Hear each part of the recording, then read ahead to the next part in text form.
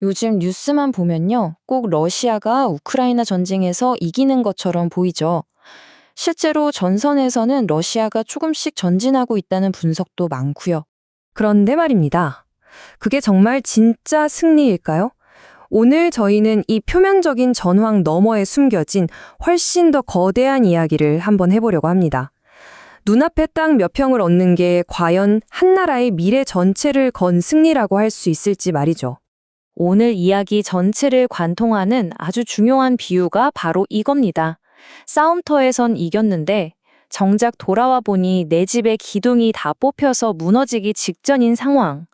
지금 러시아가 바로 그런 꼴일지도 모릅니다. 자, 그럼 본격적으로 한번 들어가 보죠. 이걸 이해하려면 먼저 두 가지 개념을 확실히 구분해야 합니다. 바로 전술적 이득과 전략적 승리인데요. 이 둘은 완전히 다른 이야기거든요. 아주 쉽게 말해볼게요. 러시아는 지금 전술적 이득, 그러니까 우크라이나 영토를 조금씩 점령하는 데는 성공하고 있어요. 하지만 바로 그 대가로 러시아라는 국가를 강대국으로 떠받치던 핵심 기둥들을 자기 손으로 부숴버리고 있습니다. 이건 명백한 전략적 패배죠. 그럼 러시아가 스스로 무너뜨린 그 첫 번째 기둥, 그게 대체 뭘까요? 그건 바로 국제사회에서 러시아가 누리고 있던 지위와 영향력입니다. 푸틴 대통령이 정말 오랫동안 거의 입버릇처럼 말해왔던 목표가 바로 이거였어요. 미국 혼자 다 해먹는 세상은 끝내고 러시아를 포함한 여러 강대국들이 세계를 나눠 갖는 소위 다극체제를 만들겠다는 거였죠. 그런데 여기서 정말 기가 막힌 아이러니가 발생합니다. 푸틴이 그렇게나 무너뜨리고 싶어 했던 바로 그 옛날의 국제 질서가 사실은 러시아의 약점을 가려주고 그래도 러시아는 강대국이지 라는 체면을 세워주던 보호막, 일종의 완충제 역할을 하고 있었다는 겁니다. 그 보호막을 제 발로 뻥 차버리니까 어떻게 됐을까요? 러시아의 앙상한 속살이 그대로 드러나 버린 거죠. 경제 규모는 미국이나 중국에 비하면 이제 초라한 수준이고 기술력도 예전 같지 않아요. 심지어 인도가 새로운 강자로 떠오르고 있고 주변 나라들이 전부 군사력을 키우면서 러시아의 군사적 우위마저 흔들리고 있습니다. 그야말로 힘센 놈이 다 차지하는 정글에 스스로 뛰어든 셈이죠.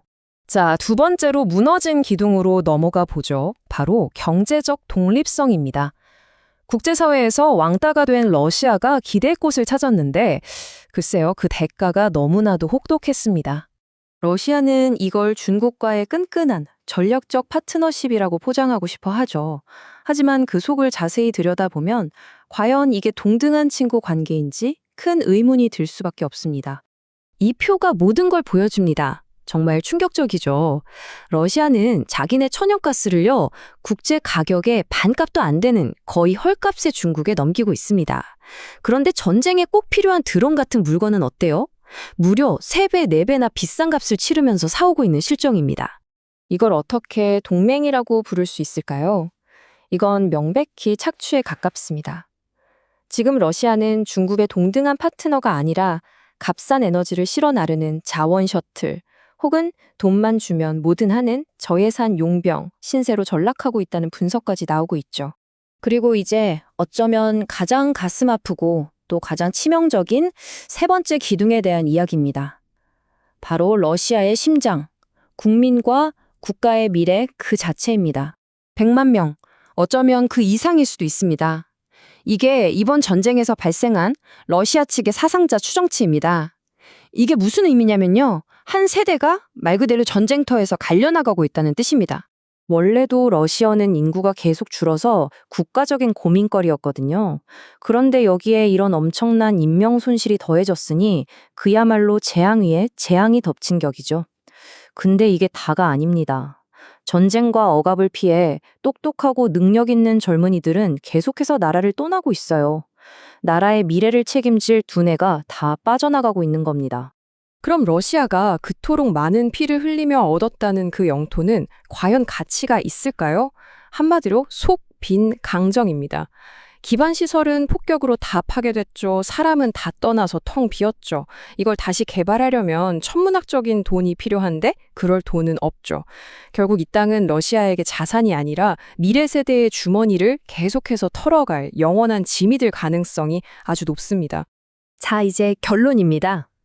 지금까지 우리가 살펴본 이 조각들을 한번 모아서 러시아 앞에 어떤 미래가 기다리고 있을지 정리해 보겠습니다. 푸틴이 걸어온 길을 다시 한번 되짚어보면 이렇습니다. 첫째, 자신들을 지켜주던 우산을 스스로 찢어버렸고, 둘째, 전 세계적인 외톨이가 됐습니다. 셋째, 대등한 친구가 아니라 자신을 이용하려는 파트너에게 경제적 목줄을 잡혔고요. 그리고 마지막으로 폐허 덩어리를 얻겠다고 나라의 미래를 책임질 세대를 통째로 제물로 바쳤습니다. 그래서 정말 중요한 건 이겁니다.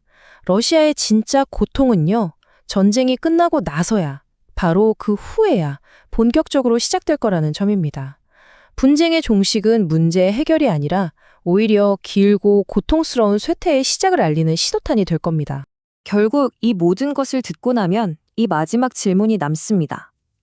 대체 무엇을 위한 전쟁이었을까요? 이 모든 희생과 파괴는 과연 그럴 만한 가치가 있었을까요?